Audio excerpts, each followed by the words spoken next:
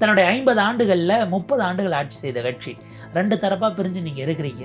உங்கள் 2 பேரில் யார் ஜெயிக்கிறார் என்கிற சண்டை நடக்கிறதே தவிர, இது எப்படி முடிவு வந்தாலும் தோற்பது அதிமுகவினுடைய தொண்டனாக இருக்கும் இல்ல. அவனை குறித்து நீங்கள் யாருமே யோசிக்காவிட்டால் நீங்கள் என்ன தலைவர்கள்?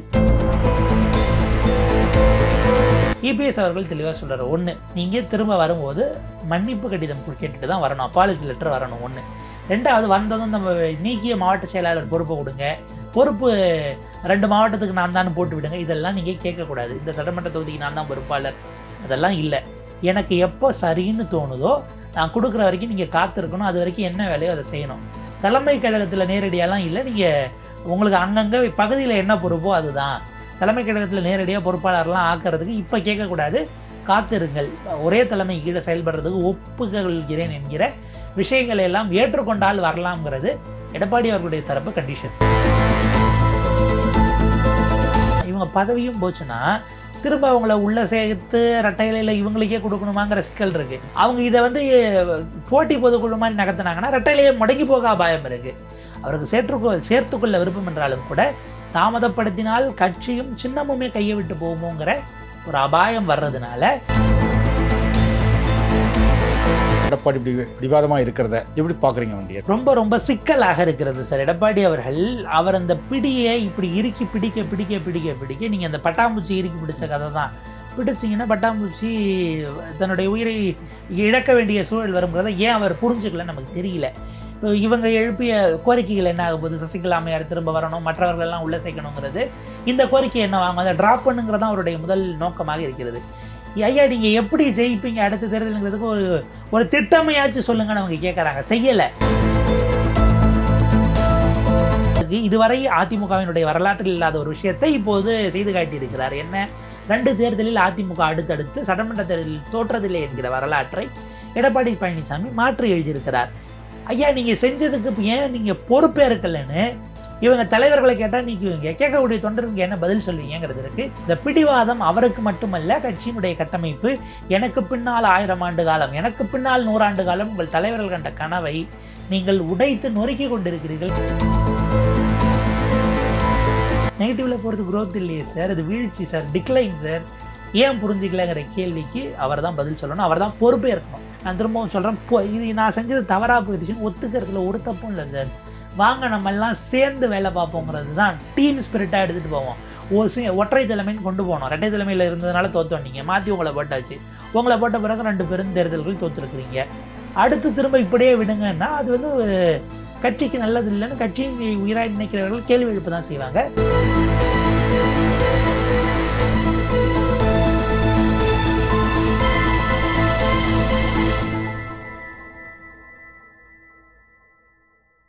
தமிழா பல்ஸ் பார்வையாளர்களுக்கு வணக்கம். பத்திரிகையாளர் புண்ணியவளவன் நம்முடன் இருக்கிறார், அவருடன் பேசலாம். வணக்கம் சார். அதிமுகவிலிருந்து 3 எம்எல்ஏக்கள் தாவேக்காக்கு தாவியிருக்காங்க. இன்னும் அடுத்தது இசக்கி சுப்பையாவும் ராஜினாமா பண்ணிட்டார், அவரும் தலைவர் போய் பார்க்க போறேன்னு நம்ம பேசி முடிக்கிறதுக்குள்ள இன்னும் 4 பேர் கூட போகலாம். இப்படி பார்த்தீங்கன்னா ஒருத்தராக அதிமுகவிலிருந்து போயிட்டு இருக்காங்க. ஏற்கனவே இது ஒரு 25 பேர் தாவேக்காக்கு ஆதரவு தெரிவிச்சிருந்தாங்க. எஸ்பி வேலுமணி, சண்முகம் அவங்க தலைமையில். இப்போ அவங்க என்ன செய்ய போகிறாங்க? அதிமுகவை காப்பாற்ற வேண்டிய பொறுப்பில் இருக்கிற எடப்பாடி பழனிசாமி என்ன செய்ய போகிறார்? அவங்களுக்கு முன்னாடி இருக்கிற வாய்ப்புகள் என்ன நினைக்கிறீங்க? இப்போ சிவி சண்முகம் அவர்கள் தரப்பே இதுக்கப்புறம் அவங்க பேச்சுவார்த்தையை எடப்பாடி அவர்களோட தொடங்கி இருக்கிறார்கள்ங்கிறது நேற்றிலிருந்து அப்படியே அரசியல் பெருசெல்லாம் போச்சு, அதை நோக்கி நகர்ந்துட்டாங்க. மேபி நம்ம முடிக்கிறதுக்குள்ள என்ன சிக்கல்லாம் வைக்கக்கூடிய கண்டிஷன்ஸ் ஏனென்றால், நீங்கள் இபிஎஸோடு சமாதானமாக போய் அவரை வைத்து உடனடியாக கொடுத்த புகாரை வாபஸ் வாங்க வேண்டும். இல்லை என்றால் சபாநாயகர் இதில் உண்மை இருக்குது, நான் பதவியை பறிக்கிறேன்னு அறிவிச்சிட்டார்னு வைங்க, உங்களுடைய நீங்கள் ஏற்கனவே உங்களுக்கு அமைச்சராக இருந்தீர்கள், அது ஆட்சி மாற்றம் ஆனதும் அதோடு போயிடுச்சு. இவர் சிவிஎஸை பொறுத்த வரைக்கும் அவர் ராஜ்யசபா எம்பியாக இருந்தார், அதையும் விட்டுட்டு இப்போ எம்எல்ஏல இருக்காப்புல. மாவட்ட செயலாளர் பதவி, கட்சி பதவியும் போச்சு. இருக்கக்கூடியது அந்த ஒரே ஒரு எம்எல்ஏ பதவி தான். அதையும் தற்காத்து கொள்ள வேண்டும்ங்கிறதுனால இது துரிதப்படுது. இன்னொரு சிக்கல், நம்ம ரொம்ப முரண்டு பிடிச்சோம்னா இருக்கிற எல்லாரையும் அவங்க கொண்டு போயிட்டாங்கன்னா தனியாக 2 தலைவர்கள் மட்டும் மிச்சம் இருக்கணுமோங்கிற சூழல் வரும். எனவே அந்த பேச்சுவார்த்தையை இந்த பக்கம் தொடங்கியிருக்கிறாங்க. இந்த பக்கம் இருந்து சிவிஎஸ் தரப்பிலிருந்து, எஸ்பி வேலுமணி தரப்பிலிருந்து தங்கமணி அவர்களும் விஜயபாஸ்கர் அவர்களும் தூதுக்குழுவாக இந்த பக்கம் பேசுகிறாங்க அப்படின்னும், அந்த பக்கம் இருந்து I think Thiru O S அவர்களும் திரு அக்ரி கிருஷ்ணமூர்த்தி அவர்களும் போயிருக்கிறதாகவும் விஷயங்கள் அவங்க தான் டேர்ம்ஸை பேசுகிறாங்க. இபிஎஸ் அவர்கள் தெளிவாக சொல்கிறார், ஒன்று நீங்கள் திரும்ப வரும்போது மன்னிப்பு கடிதம் கேட்டுட்டு தான் வரணும், அப்பாலஜி லெட்டர் வரணும் ஒன்று. ரெண்டாவது வந்ததும் நம்ம நீக்கிய மாவட்ட செயலாளர் பொறுப்பை கொடுங்க, பொறுப்பு 2 மாவட்டத்துக்கு நான் தான் போட்டு விடுங்க, இதெல்லாம் நீங்கள் கேட்கக்கூடாது. இந்த சட்டமன்ற தொகுதிக்கு நான் தான் பொறுப்பாளர், அதெல்லாம் இல்லை. எனக்கு எப்போ சரின்னு தோணுதோ நான் கொடுக்குற வரைக்கும் நீங்கள் காத்திருக்கணும், அது வரைக்கும் என்ன வேலையோ அதை செய்யணும். தலைமை கழகத்தில் நேரடியாலாம் இல்லை, நீங்கள் உங்களுக்கு அங்கங்கே பகுதியில் என்ன பொறுப்போ அதுதான். தலைமை கழகத்தில் நேரடியாக பொறுப்பாளர்லாம் ஆக்கிறதுக்கு இப்போ கேட்கக்கூடாது, காத்திருங்கள். மேபி அது எப்போ தோணுதுங்கிறது அதுக்கப்புறம் நம்ம பார்த்துக்கலாம். ஒரே தலைமை கீழே செயல்படுறதுக்கு ஒப்புக்கொள்கிறேன் என்கிற விஷயங்களை எல்லாம் ஏற்றுக்கொண்டால் வரலாம்ங்கிறது எடப்பாடி அவர்களுடைய தரப்பு கண்டிஷன். இதை கேட்டு தான் இந்த தரப்பு இப்படி எல்லாத்தையும் நான் பார்த்துக்கிறேன் நீ தான் நீங்கள் கொண்டு வந்து கட்சி இந்த நிலைமையில் விட்டுருக்குறீங்க, இது சரியாகாது, நீங்கள் இணைஞ்சு வாங்க. அட்லீஸ்ட் கடந்த காலத்தில் அம்மையார் இருக்கும்போது இந்த 3 அணி 5 அணி இப்படி போட்ட மாதிரி ஒரு கோரம் டெவலப் பண்ணிவிட்டு அங்கே டிஸ்கஸ் பண்ணி முடிவெடுப்போம், அதுதான் கட்சிக்கு நல்லது, நீங்கள் அந்த முடிவுக்கு வரணும் அப்படிங்கிறது அவங்களுடைய பார்வையாக இருக்கிறது. இபிஎஸ் அவர்கள் இதுக்கு இறங்கி வர மறுக்கிறார். ஆனால் இதில் என்ன சிக்கல்னா, இவங்க பதவியும் போச்சுன்னா திரும்ப அவங்கள உள்ள சேர்த்து ரெட்டையில இவங்களுக்கே கொடுக்கணுமாங்கிற சிக்கல் இருக்கு. அவங்க இதை போட்டி பொதுக்குழு மாதிரி நகர்த்தினாங்கன்னா ரெட்டையிலேயே முடங்கி போக அபாயம் இருக்கு. அவருக்கு சேர்த்துக்கொள்ள விருப்பம் என்றாலும் கூட தாமதப்படுத்தினால் கட்சியும் சின்னமுமே கையை விட்டு போகுமோங்கிற ஒரு அபாயம் வர்றதுனால இதில் சில கண்டிஷன்ஸ் ஏதாச்சும் ஒத்துக்க வச்சோம்னா அவர் சேர்த்துக்கொள்ள வேண்டும் என்கிற எண்ணம் அவருக்கும் இருக்கிறது. பட் நம்ம விட்டு கொடுத்துட்டோங்கிற அந்த ஒரு ஃபீல் வந்ததுன்னா உள்ளே திரும்ப அதிகாரம் பண்ணிடுவாங்களோங்கிற ஒரு இன்செக்யூரிட்டியும் இருக்குது. அது அச்சம்னு சொல்ல மாட்டேன், ஒரு பாதுகாப்பின்மை அதுவும் இருக்குது. இப்போ இது ஒரு மாதிரி சமாளிக்கிறதுக்குள்ள சபாநாயகர் ஏதாவது முடிவெடுத்தா 2 தரப்புக்கும் நஷ்டம். ஸோ இப்படியான ஒரு இடியாப்ப சிக்கலுக்குள்ளே இன்றைக்கு அதிமுக தானாக போய் வலிய சிக்கி இருக்கிறதுன்னு தான் பார்க்கணும். ஒரு கதை ஒன்று, எனக்கு அதிமுக என்பது குட்டி கதை இல்லாமல் இருக்குமா, நீங்கள் முதலமைச்சர் குட்டி கதை சொல்கிறாங்க, அது பாட்டுக்கு செவனேன்னு இருந்த அப்பத்தை 2 பூனையும் பிச்சு சாப்பிட்ருக்கலாம், நடுவில் கொண்டு போய் சரியாக பங்கு பிரித்து கொடுங்கன்னு ஒரு குரங்குகிட்ட கொடுத்தது, அது 2ஆக பிரித்து இல்லையே இது கூட இருக்கேன்னு ஒன்றா கடிச்சு கடைசியில் அப்போ குரங்கு சாப்பிட்டு தான் மிச்சங்கிற மாதிரி. யார் குரங்குன்னு நான் சொல்ல மாட்டேன். அப்பம் இந்த 2 பிரிவு, பூனைங்கிறது 2 பிரிவு, அந்த அப்பம்ங்கிறது அதிமுகவினுடைய தொண்டர்கள். இந்த தொண்டர்களை யார் கரைத்து கொண்டு போயிருக்கிறார்கள்? அம்மையார் ஜெயலலிதா அவர்கள் மறைவுக்கு பிறகு தொடர்ந்து யாரெல்லாம் அதிமுக பிளவை பஞ்சாயத்து செய்தார்களோ அவங்க எல்லாம் போகும்போது பாதி தொண்டர்களை கூட கூப்பிட்டுட்டு போயிட்டாங்க. ரிவர்ஸில் யோசிச்சோம்னா 2024 அண்ணாமலை அவர்களுடைய தலைமைக்கு கிடைத்த 18% வாக்கு, பாஜக கிடைத்த 11% ஓட்டு, இது யாருடைய நஷ்டம்? 2016 அம்மையார் ஜெயலலிதா வாங்கியிருந்த வாக்கிலிருந்து கரைந்து போனது என்பதை நம்ம பார்க்க வேண்டியிருக்கு. நீங்கள் எப்பெல்லாம் பஞ்சாயத்துக்கு போனீங்களோ நீங்கள் பட்னியாக இருக்கிறது தான் சிக்கலாக இருக்குது. இப்போவும் அதிமுகவுக்கு புரியுமா அப்படின்னு நமக்கு தெரியல. இந்த டிஸ்குவாலிஃபிகேஷனுங்கிறது அவங்களா போய் ஆப்பசைத்த குரங்குன்னு இன்னொரு கதை இருக்கும். அந்த ஆப்புக்கு நடுவில் வாழை சொருகிட்டு அங்கே இருந்த அந்த நடுவில் இருந்த அந்த மரத்துண்டை நீங்கள் எடுத்தீங்கன்னா சிக்கல் உங்களுக்கு தான். இப்போ டிஸ்குவாலிஃபிகேஷனுங்கிறது அப்படி போய் ஆப்புக்குள்ளே வாழை கொடுத்த அந்த குரங்கின் கதையாகவும் மாறி போச்சோ என்று நாம் கொஞ்சம் வருத்தத்தோடு தான் பார்க்க வேண்டியிருக்கு. நீங்கள் 2 தரப்பு தன்னுடைய 50 ஆண்டுகளில் 30 ஆண்டுகள் ஆட்சி செய்த கட்சி 2 தரப்பாக பிரிஞ்சு நீங்கள் இருக்கிறீங்க.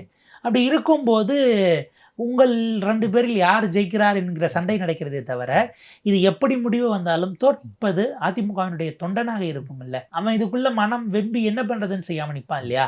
அவனை குறித்து நீங்கள் யாருமே யோசிக்காவிட்டால் நீங்கள் என்ன தலைவர்கள் என்கிற கேள்வியை உங்களை பார்த்து நீங்கள் கேட்டுக்கொள்ள வேண்டும்ங்கிறது தான்.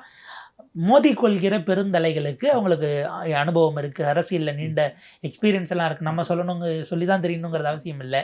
ஏன் நீங்கள் தடுமாறுகிறீர்கள் என்கிற கேள்வி ஒவ்வொரு அதிமுக தொண்டனின் கேள்வி. அதை நம்ம வெளிப்படுத்துறது தான் நம்முடைய பணின்னு நான் பார்க்குறேன். ஆனால் இப்பவும் சரி, இவ்வளவு தோல்விகளுக்கும் பிறவும் எடப்பாடி இப்படி பிடிவாதமாக இருக்கிறத எப்படி பார்க்குறீங்க? ஏற்கனவே நிறைய பேர் போயிட்டாங்க இவரோட பிடிவாதத்தினால தான். இப்பவும் இவரோட பிடிவாதத்தினால நிறைய பேர் போகக்கூடிய சூழல் உருவாயிருக்கு. ரொம்ப சிக்கலாக இருக்கிறது சார். எடப்பாடி அவர் அந்த பிடியை இப்படி இறுக்கி பிடிக்க நீங்கள் அந்த பட்டாம்பூச்சி இறுக்கி பிடிச்ச கதை தான். பிடிச்சிங்கன்னா பட்டாம்பூச்சி தன்னுடைய உயிரை இழக்க வேண்டிய சூழல் வருங்கிறத ஏன் அவர் புரிஞ்சுக்கலன்னு நமக்கு தெரியல. இப்போ இவங்க எழுப்பிய கோரிக்கைகள் என்ன ஆக போகுது? சசிகலா அம்மையார் திரும்ப வரணும், மற்றவர்கள் எல்லாம் உள்ளே சேர்க்கணுங்கிறது. இந்த கோரிக்கை என்ன வாங்க, அதை ட்ராப் பண்ணுங்கிறது தான் அவருடைய முதல் நோக்கமாக இருக்கிறது. ஐயா நீங்கள் எப்படி ஜெயிப்பீங்க அடுத்த தேர்தலுங்கிறதுக்கு ஒரு திட்டமையாச்சும் சொல்லுங்கன்னு அவங்க கேட்குறாங்க, செய்யலை. அப்போ எடப்பாடி பழனிசாமி அவருக்கு இதுவரை அதிமுகவினுடைய வரலாற்றில் இல்லாத ஒரு விஷயத்தை இப்போது செய்து காட்டியிருக்கிறார். என்ன? 2 தேர்தலில் அதிமுக அடுத்தடுத்து சட்டமன்ற தேர்தலில் தோற்றதில்லை என்கிற வரலாற்றை எடப்பாடி பழனிசாமி மாற்றி எழுதியிருக்கிறார். ஐயா நீங்கள் செஞ்சதுக்கு இப்ப ஏன் நீங்கள் பொறுப்பே இருக்கலன்னு இவங்க தலைவர்களை கேட்டால் நீக்குவீங்க, கேட்கக்கூடிய தொண்டருக்கு என்ன பதில் சொல்வீங்கிறது இருக்கு. இந்த பிடிவாதம் அவருக்கு மட்டுமல்ல, கட்சியினுடைய கட்டமைப்பு. எனக்கு பின்னால் 1000 ஆண்டு காலம், எனக்கு பின்னால் 100 ஆண்டு காலம் உங்கள் தலைவர்கள் கண்ட கனவை நீங்கள் உடைத்து நொறுக்கி கொண்டிருக்கிறீர்கள் புரியுதானும் தெரியல. இப்போ ஒரு சமீப காலமாக தாவேகாவை எதிர்த்து இமீடியட்டாக ரியாக்ஷன்ஸ் வருது, ரெஸ்பான்ஸ் வருது. தாவேகா எதிர்ப்பு அரசியலை வெறும் பொதுச் செயலாளர் மட்டும் பண்ணால் போதாது, கிரவுண்டு வரைக்கும் இறக்கணும். அந்த தொண்டை உற்சாகமாகணும்னா நீங்கள் அதுக்கு எல்லாரும் ஒன்று சேர்ந்தாலே ஒரு கெமிஸ்ட்ரி ஒர்க் அவுட் ஆகும் சார். நீங்கள் டிடி விதிநகரன்லேருந்து சசிகலா அம்மையார்லேருந்து உள்ளே வந்தாங்கன்னா ஒரு ஆப்டிக்ஸ் கிடைக்கும். இந்த சூழல் நீங்கள் இப்போ ஆரம்பித்தால்தான் அடுத்த 5 வருஷத்துக்கான ஓட்டமே போட முடியும். ஏன்னா இந்த களம் உங்களுக்கு புதியது. தாவேகா என்கிற கட்சியும் புதியது. கவர்னன்ஸில் என்ன தப்பு பண்ணுவாங்கன்னு தெரியாது. நீங்கள் திடீர்னு எதிர்பாராத வகையில் தப்பை குறைவாக பண்ணிட்டாங்கன்னு வைங்க, அப்போ நீங்கள் என்ன பண்ணுவீங்க? அதே போல் அவங்களுடைய விர்ச்சுவல் ஸ்பேஸுக்குள்ளே உங்களுக்கு சுத்தமாக கட்டமைப்பே கிடையாது. இன்ஸ்டாகிராமோ இல்லை மற்ற விஷயம் இல்லை சோஷியல் மீடியாலேயோ அவங்கள மேட்ச் பண்ணுற அளவுக்குலாம் சுத்தமாக இல்லை. திமுகவோடய நீங்கள் இன்னும் கம்பீட் பண்ணுற அளவுக்கு இல்லை. இது யதார்த்தமாக பார்த்தா. இப்போ இதெல்லாம் நீங்கள் ஜீரோலேருந்து தொடங்கணும். இதற்கிடையில் எடப்பாடி பழனிசாமி அவர்கள் இப்படி செய்வது என்பது அந்த கட்சிக்கு உகந்ததாக இல்லை. ஆனால் திரும்ப அவர் தான் கட்சி, அவங்க தான் பொதுச் செயலாளருங்கிற வகையில் அவர் அதை பிடிவாதம் பிடிக்கிறாரு. இதனால் என்ன சாதிக்க போகிறாரு, எதை சாதிச்சு காட்ட போகிறாருங்கிறத அவங்க தொண்டர்களும் கொஞ்சம் வருத்தத்தோடு பார்த்துக்கிட்டு இருக்கிறாங்க. நம்பிக்கை ஏற்படுவதற்கு நீங்கள் என்ன செஞ்சீங்கன்னு அவன் கேள்வி கேட்டால் எதை சொல்லுவார் திரு எடப்பாடி பழனிசாமி அவர்கள்?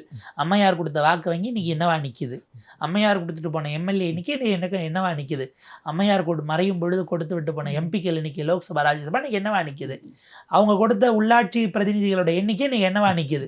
இதுக்கெல்லாம் பதில் என்ன சார் இருக்குது? நெகட்டிவில் போகிறது growth இல்லையே சார், அது வீழ்ச்சி சார், டிக்ளைன் சார்.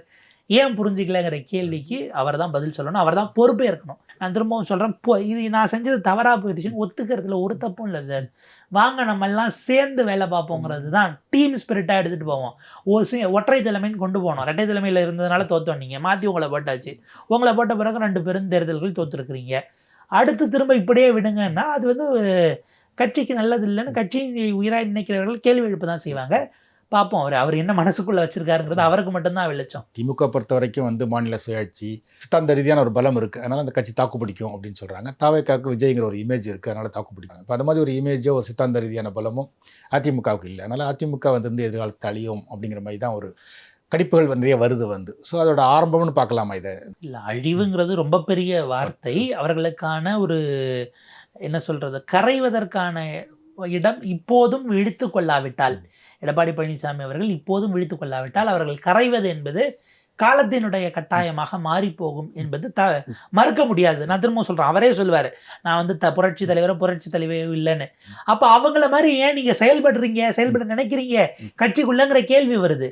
நீங்கள் ஒற்றை தலைமை இறுதி முடிவை நான் எடுப்பேன்னா கீழே இருக்கிறவங்க சொல்கிற எல்லாத்தையும் கேட்கக்கூடிய இடம் வேணும்ல. உங்களுக்கு நான் 3 அணியோ 4 அணியோ 5 அணியோ அம்மையார் வச்சு போதும் கூட அவங்க சில விஷயங்கள் எல்லாம் கேதர் பண்ணுவாங்க, அதை மேலே நகர்த்துவாங்க. சசிகலாமா அதில் சிலதை ஃபில்டர் பண்ணி மேலே அனுப்புவாங்க. பட் கலெக்டிவாக வரக்கூடியதை ஓரளவுக்கு தொகுக்கிற வேலையை கீழே இருந்தவங்க செஞ்சாங்க இல்லையா? உங்களை ரீச் அவுட்டே பண்ண முடியாதா சார்? அப்போ அது என்ன சார் இது கட்டமைப்பு? அப்போ எல்லா முடிவும் நான் எடுத்துக்கிறேன், நான் பார்த்துக்கிறேன்ன்றது சர்வாதிகார போக்கு என்பதை தாண்டி கட்சிக்கு அது நல்லதாக இருந்தால் இவங்க யாரும் வாய் திறக்க மாட்டாங்க. ஜெயலலிதா அப்படி தான் சார், அவங்க எடுக்கிறதா சார் முடிவு. ஆனால் அவங்க ஜெயிச்சு காட்டினாங்கன்னா அத்தனை பேரும் அமைதியாக இருந்தாங்க. ஏன்னா வெற்றி அவர்களால் சாத்தியப்படுத்த முடிந்தது. அப்போ இந்த சக்ஸஸ், இந்த சூத்திரம் அவங்களுக்கு புலப்பட்டிருக்கு, நமக்கு தெரியல, நம்ம அவங்க வழியில் நிற்போன்னு நின்னாங்க. நீங்கள் வெற்றி பெற்றிருந்தால் இந்த குரலே வந்திருக்காது இல்லை. அட்லீஸ்ட் இந்த இதில் தாவேகா ஒரு போன முறையோட ஒரு 10 சீட்டு கூட ஜெயிச்சா கூட இந்த குரல் வந்திருக்காது. நீங்கள் அங்கே மிஸ் பண்ணுறீங்க.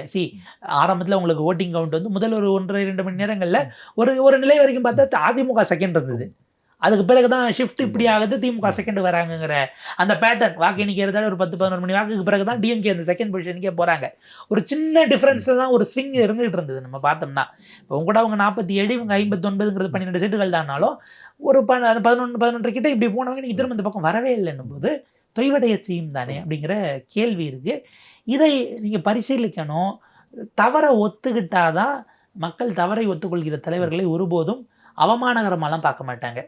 இந்த பெருந்தன்மை இருக்குது, ஒத்துக்கிறதுக்கு பெரிய மனசு வேணும், இனிமேல் ஒரு வாய்ப்பு கொடுக்கலாங்கிற நம்பிக்கையை அங்கேருந்து தான் உருவாகும். வாக்காளர்களை அவர் தவறாக எடை போடுகிறாரோ என்கிற எண்ணமும் கூட எனக்கு இருக்குது. வாக்காளர்களை விடவும் கட்சி தொண்டர்களை அவர் வந்து டேக்கன் ஃபார் கிராண்டடாக எடுத்துட்டாரோ என்கிற விஷயமும் கூட இருக்கிறது. ஸோ இதுக்கப்புறமும் ஒரு கோர்ஸ் கரெக்ஷன் அவங்க செய்யலைன்னா இதை தான் செய்யணும்னு நம்ம சொல்ல முடியாது. ஒரு ஒரு குறைந்தபட்ச செயல் திட்டத்தை நோக்கி அதிமுகவினரை ஒருங்கிணைக்கிற பணிக்கு நீங்கள் வராவிட்டால் நீங்கள் கரைவது என்பது தவிர்க்க இயலாததாக மாறிவிடுமோ என்பதுதான் நம்முடைய பார்வை, மதிப்பீடு. அப்போ இதில் மக்களோட நிலைப்பாடு இப்போ மக்கள் வந்து இந்த ஒரு மாற்றத்துக்காக தான் வாக்களித்தாங்க வந்து அதிமுகவும் வேண்டாம் திமுகவும் வேண்டாம்னு ஒரு தரப்பினர் வந்து விஜயை கொண்டு வந்திருக்காங்க வந்து. ஆனால் நீங்கள் இன்றைக்கி பார்த்தீங்கன்னா திமுக கூட்டணியில் கட்சியில் இருந்தவங்க தான் இன்னைக்கு இங்கே அரசியல் இருக்காங்க வந்து. அது மாதிரி அதிமுகலேருந்து ஒவ்வொருத்தராக வந்துக்கிட்டு இருக்காங்க வந்து. ஸோ இப்போது அதிமுகவுக்கு திமுகவுக்கு மாற்றம் இல்லாமல் தவக்காவே ஒரு திமுகவும் ஒரு அதிமுகவும் தான் மாறிக்கிட்டு இருக்கு வந்து. எப்படி பார்க்குறீங்க? மக்கள் இதை எப்படி எடுத்துக்குவாங்கன்னு நினைக்கிறீங்க? இல்லை, மக்கள் இது குறித்தெல்லாம் ரொம்ப பெருசாக அலட்டிப்பாங்களான்னு எனக்கு ஒரு கேள்வி இருக்குது. என்னென்னா, அவங்க எண்ணிக்கையை கொடுத்துட்டு உங்களுக்குள்ள யாரால முடியுதோ நீங்க உட்காந்துங்கன்ற மாதிரி எனக்கு என்னமோ அந்த மியூசிக் சேருக்குள்ள சுத்திட்டு ஓடுங்க. ஓடி 10 நாள் ஆனாலும் யாரு அதாவது இந்த வலியவர்கள் எஞ்சட்டும்ங்கிற மாதிரி விட்டுட்டாங்களோங்கிற ஒரு பார்வையும் கூட இருக்கு. எல்லாரும் இந்த மேண்டேட் மக்களுடைய தீர்ப்பு என்னது? கூட்டணி ஆட்சி அமைய வேண்டும்ங்கிறது மக்களோட தீர்ப்பு. அது யார் அமைக்கிறா என்ன இல்லைங்கிறதெல்லாம் நீங்கள் பார்த்துக்குங்க. இப்போ உதாரணத்துக்கு திமுக அதிமுக ஒன்று சேர்ந்துருக்கலாம்ங்கிற குற்றச்சாட்டை இப்போ நேற்று மாணிக்கம் தாகர் வரைக்கும் திரும்ப வைக்கிறாங்க, அது விவாத பொருள் ஆக்குறாங்க. இப்படி ஒருவேளை அப்படி பண்ணியிருந்தா முதல் கட்சியை விட்டுட்டு மற்ற 2 கட்சி சேர்த்து கூட்டணி வைத்தால் மக்கள் கொந்தளித்திருப்பார்கள் அப்படின்லாம் நம்ம அது அப்படி நடந்திருக்கும். ஏன்னா 5 வருஷம் ஒருவேளை அப்படி ஒரு காம்பினேஷன் வந்து பெட்டராக இருந்துருச்சுன்னா திரும்ப இவருக்கான வாய்ப்பு தேர்தலில் கொடுத்தே தான் ஆகணும். இந்த முறை முதல் கட்சி ஜெயித்து எதிர்கட்சியாக உட்கார்ந்தவங்க அடுத்த முறை ஜெயிச்சுவாங்கன்னு நம்ம உறுதியாலாம் சொல்ல முடியாது. உதாரணத்துக்கு நான் எங்கே எடுக்கிறேன்னா பீகாரை எடுக்கிறேன். பீகாரில் கடந்த தேர்தல் இப்போ நடந்த சட்டமன்ற தேர்தல் அதுக்கு முன்னாடி தனிப்பெரும் கட்சியாக ஜெயித்தது லாலுவினுடைய ஆர்ஜேடி தான் ஜெயிக்கிறாங்க. ஐ திங்க் அவங்க 76 சீட்டு, பாஜக 75, நிதிஷ்குமார் 57 நம்ம ஜெயிக்கிறாங்க. ஆனால் அதை விட்டுட்டு இவங்க 2 பேரும் யார் 2ம் 3மாக இருந்தவர்கள் இணைந்து ஆட்சி அமைக்கிறார்கள். சண்டை வருது, நிதிஷ்குமார் இங்கே வராரு, திரும்ப இந்தியா கூட்டணியில் தலைவர் ஆகலன்னு திரும்ப அங்கே போகிறாரு. இதெல்லாம் நடந்துச்சு இல்லை? அப்போ போன முறை முதலாவது வந்த கட்சி அதை விட்டுட்டு நீங்கள் 2 பேரும் கூட்டணி வச்சிட்டீங்களே என்று மாற்றினார்களானா இந்த முறை அதை விடவும் மோசமாக இன்னும் ஒரு 3 சீட்டு தள்ளி போயிருந்தா எதிர்கட்சி அந்தஸ்தே இல்லாமல் போயிருக்கும் ஆர்ஜேடி. இந்த தேர்தலில் அதை விட மோசமான ஒரு இடத்தை நோக்கி அவங்க நகர்றாங்க. இதுக்கு என்ன காரணம்? 5 ஆண்டுகளுக்குள்ள நிதிஷும் பாஜகவுமான கூட்டணியை பரவாயில்லன்னு ஒருவேளை அவங்க ஏற்றுக்கிட்டாங்களோ என்னமோங்கிற நிலை வருது. இவங்களுடைய செயல்பாடுகள் அவர் அந்த கடைசி நேரத்தில் போட்ட பெண்களுக்கான 10,000 ரூபாயிலிருந்து எல்லாமும் காரணம் தான். ஆனால் அதை தக்க வைக்கிறதுக்கு அவங்க இருந்ததுனால வழி அங்கேயும் யாருக்கும் பெரும்பான்மை இல்லாத மேண்டேட் தான், வலியதை எஞ்சட்டும்னு விட்டுட்டாங்க.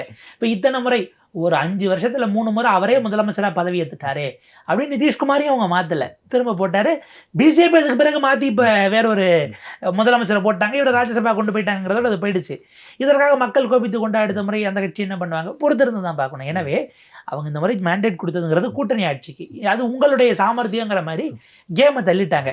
அந்த அளவுக்கு மாராலிட்டிஸ் எங்கே இது சிக்கலாகும்னா, நாளைக்கு தாவே காலையும் சேர்ந்து இப்போ உள்ளூரில் திமுக அதிமுக ஓட்டு போடாதவர்கள் இவங்க உள்ளுக்குள்ளே நம்மளை வந்து மதிக்கிறது இல்லை. நம்ம ஏதாவது போனோம்னா அதிகாரம் பண்ணுறாங்க. ஒரு அரசு அலுவலகங்களுக்கு போனால் அங்கே வந்து நம்மளை மோசமாக பேசுறது நடத்துறது மரியாதை கொடுக்கலன்னு இந்த கோபமெல்லாம் இருந்திருக்குன்னு வைங்களேன். மக்கள் பிரதிநிதிகள் மேலே ஒன்றிய கவுன்சிலரு, வட்டம், நகரம் இந்த மாதிரியா பகுதியாக இருக்கிறவங்கள இப்போ இதே ஆட்கள் இங்கே எதுவும் சிக்கல் இல்லைன்னு தாவேக்காக போய் அதே ஆளே இருந்தாங்கன்னா அவங்களுடைய நடவடிக்கை மாறுமா? இன்றைக்கு ஐ திங்க் ஒரு ஒன்றிய செயலாளரை நீங்கள் கட்சியை விட்டு நிற்கிறீங்க. எதுக்கு? வேலூரில் இருக்க எல்லா செங்கல் சூளையிலையும் போய் மாதம் எனக்கு 1 லட்ச ரூபா மாமூல் தரணும் அப்படின்னு மிரட்டினதுக்காக நிற்கிறீங்க. அப்போ திமுக அதிமுகனுடைய அதே பேட்டர்னில் எதிர் இங்கே இருக்கிறவங்க அப்போ இதுக்கு முன்னாடி பார்த்து வச்சுருப்பாங்க, நம்ம ஒன்றிய கவுன்சிலர்னால் மிரட்டி 1 லட்ச ரூபா மாமூல் வாங்கணுங்கிறது மைண்டில் பதிஞ்சிருக்குங்கிறதுனால நீங்கள் செஞ்சாங்களா? இல்லை அவருக்கு பேக்ரவுண்ட் எதுவும் இந்த கட்சிகளோட பேக்ரவுண்ட் இருக்கான்னு தெரில. இப்போ இங்கே இருக்கிற எல்லாம் அங்கே வந்து அவங்களே எம்எல்ஏ ஆகிறான்னு வைங்க. அது வந்து எங்கே சிக்கலாக மாறணும்னா, மக்களுக்காக நம்ம இதே முகத்தை பார்த்து டயர்டாச்சு என்னன்னா மாற்றி போட்டோம், இவங்க என்ன மறுபடியும் அதே ஆள் இங்கே இருக்காங்க, எங்கே போனாலும் இவங்களே இருக்காங்களே எப்படி ஆகிற மாதிரியான ஒரு சோர்வையும் நோக்கி கூட போகலாம். ஏன்னா இவங்க இயல்பில் ஆட்சிக்கு வந்து விட்டு தான் அதுக்கப்புறம் கட்டமைப்பை பல இடங்களில் கட்டமைக்கவே போகிறாங்கங்கிற ஒரு சிக்கல் இருக்குது. அந்த வெற்றிடத்தை திமுக அதிமுகவினர் போய் நிரப்பினா இவரை நம்பி வந்த அந்த இளைஞர்கள், ஏன்னா திமுக அதிமுகவில் போனால் வாய்ப்பு கிடைக்கலன்னு நம்பி வந்த ஒரு பெரும் கூட்டம் இருக்கிறது, அவங்க மறுபடியும் இவங்களுக்கு கீழே தான் போனோம்னா என்னையா நடக்குதுங்கிற நிலைமைக்கு போவாங்க. இது ஒரு விதமான சோரை உருவாக்கும். மக்கள் நீங்கள் ஆட்சி நிர்வாகம் அதில் உட்கார்ந்து செய்யறதை என்னங்கிற பர்ஃபார்மன்ஸை வச்சு நாங்கள் முடிவு பண்ணிக்கிறோம், நீங்கள் யார் எங்கிட்ட போனாலும் சரி எங்களுக்கு செய்கிறத ஒழுங்காக செய்யுங்கிற இடம் தான் அவங்களது இருக்குமே தவிர, இந்த அறமெல்லாம் வந்து பார்த்திங்கன்னா மனக்கசப்பு வரும்போது அரசியல்வாதிகள் பேசுவதோடு நிற்கிறது. தனி மனிதர்கள் அவர்களுடைய விழுமியங்கள் தனி, அது தேர்தலில் அரசியலெல்லாம் அவங்க பல நேரங்களில் காட்டுறது இல்லைங்கிறது தான் நம்மளுடைய புரிதலாக இருக்குது. இப்போ இதில் தாவேக்காவோட தொண்டர்கள், விஜயோட ரசிகர்கள், அவங்க என்ன எப்படி நினைப்பீங்க? அவங்க ஒரு ஏமாற்றம் அடைவாங்களா? இல்லை பாருங்கடா நீங்கள் அண்ணனுக்கு அரசியல் தெரியாதுன்னு சொன்னீங்க, தற்குறின்னு சொன்னீங்க, தூக்கிட்டா இருப்பாரு கெத்துடா அப்படிங்கிற மாதிரி எடுத்துக்குவாங்களா? எப்படி பார்க்குறீங்க? இதில் 2 வகை இருக்குது சார். ஒன்று, விர்ச்சுவல் வாரியர்ஸாக இயங்கக்கூடியவர்கள். அவங்க கட்சியில் பொறுப்பாளராக கூட இருக்கணும்னு அவசியம் இல்லை, உறுப்பினராக இருக்கணும்னு கூட அவசியம் இல்லை, வாலண்டியராக அவரின் மீதான அன்பின் வெளிப்பாடாக பேசக்கூடியவர்களாக இருப்பாங்க.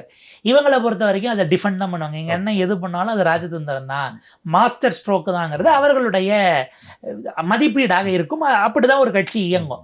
ஆனால் எங்கன்னா இப்போ இந்த 3 பேர், நேற்றைக்கு அவங்க மரகதம் குமரவேல் அவர்களோ அல்லது அவங்க சத்யபாமா அவர்களோ அல்லது இந்த இன்னொருவர் அவர் பதவி விலகினார், இன்னைக்கு இசைக்கு சுப்பையானா, இவங்க போய் இப்போ அங்கே விசில் சின்னத்தில் நிற்பாங்க. அதே சட்டமன்ற தொகுதியில் 20 நாளைக்கு முன்னாடி உழைச்சி ஒரு மாதம் ஓடாதெஞ்சு ஊராக போய் கிராமமாக வேலை செஞ்சவங்க இருப்பாங்கல்ல, அவங்களுக்கு எல்லா கிராமத்தையும் கவர் பண்ண முடியலனாலும் அவங்க உழைச்சிருப்பாங்க. இவங்க இப்போ என்ன ஆவாங்க? அவங்க பவர் சென்டர் நம்பர் 2 போவாங்க. பவர் சென்டர் 1 இவங்க தான் இருப்பாங்க. அவங்க இப்போ இவங்களுக்கு வேலை செய்யணும். அப்போ அவங்களுக்கு அது தொய்வாக மாறுகிறதா என்கிற கேள்வி வருது. இன்னும் சொல்ல போனால் சட்டமன்ற தேர்தலுக்கான விஷயங்களில் இவங்க எங்கத்த பணம் வச்சுருக்காங்கன்னு அவங்க சொல்லிக் கொடுத்து, தேர்தல் ஆணையத்துக்கு சொல்லிக் கொடுத்து, பிடிக்க ட்ரை பண்ணி கைகலப்பாக்கி இந்த முறைலாம் கூட இருந்திருக்கலாம். அப்போ அவர்கள் என்ன பண்ணுவாங்க? ஒரு தொய்வை நோக்கி நகர்வார்கள். இப்போ ஏற்கனவே இருக்கக்கூடியவர்கள் இவர்களை ஏற்றுக்கொள்வதில் என்ன சிக்கல் வரப்போகிறதுங்கிறது, அது இணைந்து பயணிக்கிறதுல நெருடலாக என்ன மாறப்போகுதுங்கிறது நம்ம டைம் எடுத்து தான் பார்க்கணும். ஏன்னா ஆட்சி அதிகாரத்தில் இருக்கிற வரை அதிருப்தியை வெளிப்படுத்த மாட்டார்கள். ஏதோ ஒரு வகையில் தலைமை நம்ம சொல்லி பார்ப்போங்கிற இடத்துக்கு தான் போகுமே தவிர, அதிமுக எடப்பாடியும் ஓபிஎஸும் ஒன்றா இரட்டை தலைமையாக இருந்த காலம் வரைக்கும் இந்த சண்டை வரல. ஏன்னா அதிகாரத்தில் இருக்கிற வரைக்கும் ஏதோ ஒரு வகையில் இந்த அதிகாரத்தை பயன்படுத்தி நம்ம சில விஷயங்களை செஞ்சுக்கலாங்கிறதுனால வெளிப்படையாக அதிருப்தியை வெளிப்படுத்த மாட்டாங்க. ஆனால் தாவேகாவுக்குள்ளும் கூட நீங்கள் திமுகவின் மீது உங்களுக்கு 11க்கு பிறகு அந்த 11 மிகப்பெரிய தோல்விக்கு பிறகு என்ன குற்றச்சாட்டு வச்சாங்க? இப்போ இதில் இருக்கக்கூடியவர், பாஜகவில் இருக்கக்கூடிய ஒரு மூத்த தலைவர் ஒருத்தர், அவர் திமுகவில் அப்போ இருந்தார், அவர் வச்ச குற்றச்சாட்டு தான் நினைக்கிறேன். அவர் சொன்னார், திமுக முழுக்க அதிமுக மயப்பட்டு விட்டது, நீங்கள் இருக்கிற தலைவர்கள் பூரா உள்ளே கூப்பிட்டு வச்சு சேர்த்து முன்னணி அமைச்சர்களாக உள்ளே சேர்த்தீங்கன்னா அதிமுக மயமாகிற திமுகவினுடைய அடிப்படைக்கு ஆபத்துன்னு அவர் ஒரு பார்வை வச்சார். இப்போ அதே போல் அதிமுக மயமாகிற தாவேகா என்பது இப்போ இமீடியட்டாக இந்த எலெக்ஷனில் தெரியணும்னு அவசியம் இல்லை. திரும்ப ஒரு முறை அவங்க ஜெயிக்கிறாங்கன்னா அப்பவும் தெரியாது. ஆனால் ஒரு முறை அவங்க சரிகிறாங்கன்னா திரும்ப அந்த சிக்கலை அடிப்படைக்குரிய மாறுது. இப்போ உதாரணத்துக்கு பிரதமர் மோடிக்கு ஏன் 240 தான் உங்களுக்கு கிடைச்சிது? ஏன்னா ஏறத்தாழ நீங்கள் 100க்கும் மேற்பட்ட கேண்டிடேட் வேற கட்சியிலேருந்து வந்தவங்களுக்கு கொடுத்தீங்க. 5 வருஷமாக அங்கே பிஜேபியில் வேலை பார்த்து ஜெயிச்சோ தோத்தோ சிட்டிங் எம்பிஸாக இருந்தவங்க, இல்லை போன முறை எம்பிக்கு தோத்தவங்க திரும்ப உள்ள வேலை பார்த்தது, இவ்வளவு பேரும் இருக்கும்போது நீங்கள் வெளியிலிருந்து வந்தவங்க மாற்று கட்சிக்காரங்களை 100க்கும் மேற்பட்டவர்களை கொடுத்தீங்க. அதில் முக்கால்வாசி காலி. அப்போ இந்த இடம், இந்த ரிஸ்க்குங்கிறது எப்போ அது வெடிக்கும்னு தெரியாது. அதாவது அது கால நேரத்தை பொறுத்து தான். எல்லா நேரத்துலையும் அது வர்றதில்லை. சில நேரங்களில் வரக்கூடியவர்கள் எல்லாத்தையும் அடக்கிடுவாங்க. அடக்கினவங்க உடனடியாக வெளிக்காட்ட மாட்டாங்க. ஏன்னா ஆட்சி அதிகாரத்தில் இருக்கும்போது அதை சொல்கிறதுக்கான தைரியமும் பல நேரங்களில் வராது. அதிமுக மயப்படுவது என்பது நிர்வாகத்தை பாதிக்காத வரைக்கும் பிரச்சனை இல்லை. உள்ளூரில் மக்கள், நீங்கள் அரசாக இங்கேருந்து சென்னையில் எடுக்கிற உத்தரவுகள், இந்த விஷயங்கள், இதை பார்ப்பதை விடவும் நீங்கள் உங்களுடைய செயல்பாடுகளாக உங்கள் பிரதிநிதிகளாக உள்ளூரில் இருக்காங்கல்ல, அவங்க எங்களை மரியாதையாக நடத்துகிறாங்களா, கண்ணியமாக நடத்துகிறாங்களா, இல்லை அவங்க வசூலுக்கு போகிறாங்களா, கட்ட பஞ்சாயத்து பண்ணுறாங்களா, வேறு எதுவும் பிரச்சனைனா வந்து வீட்டு முன்னாடி நம்ம ஜல்லியை கொட்டினா என்னது இது கார்பரேஷனுக்கு இது கொடுக்காம நீங்கள் இங்கே வரீங்க, இந்த இதில் சொல்லுவாங்கல்ல, தம்பி வண்டிக்கு ஒரு டோக்கனை போடுங்க தம்பின்னு போய் வீடு கட்டுறதுக்கு செங்கல் ஜல்லி இறக்கணும், அங்கே போய் கவுன்சிலர்கள் அடாவடி, இதெல்லாம் அப்படியே உங்களுக்கும் வருது அப்படின்னா அது உங்கள் என்ன பிரச்சனைனா, அவங்கெல்லாம் யாருன்னு உங்களுக்கு தெரியாது. அவங்களுக்கு தெரிஞ்ச ஒரே மூஞ்சி தாவேக்கா, விசில்னா விஜய் சார் தான். இதுதானே ஸ்டாலின் அவர்களுக்கு ஆச்சு. அவங்க லோக்கலில் இருக்கிறவங்க மேலே இருக்கிற எரிச்சலாக இருந்தாலும் அவருக்கு போட முடியாதுங்கிற முடிவுக்கு வந்தாங்க. இப்போ லோக்கலில் இருக்கிறவங்க என்ன செஞ்சாலும் உங்களை நோக்கின விஷயமாக அது மாறும். இதை எப்படி தெரியப்படுத்துறது? இப்போ வட்டம் ஏதோ பிரச்சனை பண்ணுறாரா, நீங்கள் மேலே போகிறீங்க, மாவட்டத்துக்கு கம்ப்ளைண்ட் பண்ணலாம்னா மாவட்டம் யாருன்னு தெரியாது. அப்போ ஒரு அமைப்பு முறைக்குள்ளேயே அது சிக்கலாக இருக்கிறது. இது வந்து இப்போ இல்லை, ஒரு 10 அல்லது 15 ஆண்டு காலம். ஏன்னா இப்போ இந்த உள்ளாட்சி தேர்தலெலாம் மிகப்பெரிய அளவுக்கான சிக்கல். ஏன்னா அதிமுகலேருந்து மொத்தமாக பெருங்கூட்டம் அங்கே வரப்போகுது. அதை திமுகவும் எதிர்பார்க்கிறது, அதிமுகவும் எதிர்பார்க்குறது. போகிறவங்க இப்பயே போயிடட்டும். ஏன்னா அவங்கள பொறுத்த வரைக்கும் நான் கடைசி வரைக்கும் எம்எல்ஏ சீட்டு கேட்க போகிறது இல்லை. எனக்கு இங்கே கவுன்சிலரோ இல்லை மேயரோ இந்த லெவலுக்குள்ளே தான் நான் இருக்க போகிறேன். உங்கள் கட்சியில் இருந்தால் நான் செலவு பண்ணணும். அங்கே போனால் அவர் மூஞ்சை மட்டும் காட்டினா போதும். நான் பிரச்சாரத்துக்கே கூட போக வேண்டாம். துண்டறிக்கை தம்பிகளை கொடுக்க சொல்லிட்டு படுத்துக்கிட்டே ஜெயிக்கலாங்கிற நிலைமை தான் எனக்கு இருக்குது. செலவு பண்ணாமல் ஜெயித்தோம்னா அந்த செலவு பண்ணலான்னு எடுத்து வச்ச காசும் மிச்சம், அதிகாரத்துக்கு வந்தால் அதுக்கப்புறம் நம்ம சம்பாதிச்சுக்கலாம், எனக்கு சிக்கல் இல்லைங்கிற இடம் இருக்கிறதுனால இதுக்கப்புறம் அது முழுக்க முழுக்க திமுக அதிமுக மயமாவதுங்கிறது ஒரு லாங் ரன்ல அந்த கட்சிக்கு வளர்ச்சியும் அதுதான் ஆக போகுது. ஒரு நல்ல முதிர்ந்த தலைவர்கள் என்கிற முகமும் கிடைக்கிறதுங்கிறது பாசிட்டிவ் தான். எது அவர்களுடைய பலமோ அதுவே காலப்போக்கில் பலவீனமாகவும் ஆகலாம். அந்த இடத்துல அந்த அதிகாரங்களை வரையறை செய்வது, ஏன்னா நீங்கள் முதல் முறை கேபினெட்டை 10 பேர் பொறுப்பேற்ற போது வந்த விமர்சனமே புஷி ஆனந்த் அவர்களை தவிர மீது யாரும் மக்கள் இயக்கத்தை சேர்ந்தவர்கள் இல்லை, அந்த முதல் 10 பேர்லங்கிறதா விமர்சனம் ஆக்கப்பட்டது. அதுக்கு பிறகு உங்களுக்கு பிரதிநிதித்துவம் கொடுக்குறாங்க, 7 பேர்ல அதற்கும் மேலேயே பிரதிநிதித்துவம் கொடுக்குறாங்க உங்களுக்கு, சேலம் மாவட்ட செயலாளராகட்டும், இப்படி பலரையும் உள்ளே கொண்டு வராங்க. ஆனால் இதை தாண்டி அடுத்த கட்டத்துக்கு நகர வேண்டிய தேவை இருக்குது. இந்த ஈக்குவேஷன் இருக்கு இல்லையா, நான் 30 வருஷமாக மக்கள் மன்றத்தில் தளபதிக்காக வந்தவங்கிறதும் இப்போ பாதியில் வந்து உங்களுக்குமான மோதல் எப்படி வரப்போகிறதுங்கிறத நம்ம பொறுத்திருந்து தான் பார்க்கணும். அந்த கட்சி அதை எப்படி சமாளிக்க போது, ஒரு தலைவராக அவர் அதை எப்படி ஹேண்டில் பண்ண போகிறாரு அப்படிங்கிறதுல இருந்து தான் அவருடைய அந்த தலைமை பண்பு வெளிப்பட போகிறது. இன்னும் தான் சேலஞ்சஸ் அப்படிங்கிறது ஆட்சி ரீதியிலாகவும் கட்சி ரீதியிலாகவும் இனிமேல் தான் வெடித்து கிளம்ப காத்திருக்கிறது. மிக்க நன்றி.